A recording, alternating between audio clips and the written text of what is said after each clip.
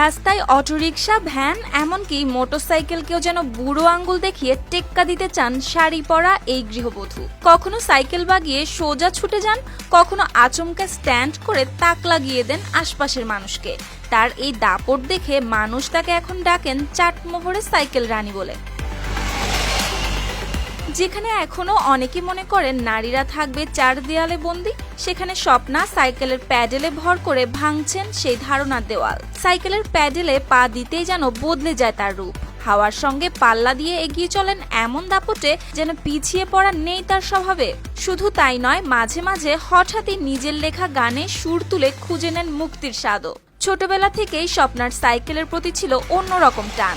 সেই শখ একসময় রূপ নেয় নেশায়। সংসারের চাপ আর সামাজিক বাধার তোয়াক্কা না করেই সাইকেলে চেপে অদম্য গতিতে ছুটে চলেন এই নারী। বাহাদুরপুর গ্রামের মুদি দোকানদার গোলজার হোসেনের মেয়ে স্বপ্না সংসারের অভাব অনটনের কারণে বিয়ে হয়ে যায় মাত্র 14 বছর বয়সে। সংসারে আসে দুটি সন্তান, কিন্তু স্বামী মানসিক রোগে আক্রান্ত হলে এলোমেলো হয়ে যায় সংসার। একসময় সন্তানদের নিয়ে আশ্রয় নিতে হয় বাবার বাড়িতে। সংসারের আয়ের স্থায়ী উৎস না থাকায় স্বপ্না প্রায় পড়েন বিপাকে। তবুও লড়াই থামাননি। সাইকেল চালিয়ে আর গান গেয়েই খুঁজে পান বেঁচে থাকার শক্তি।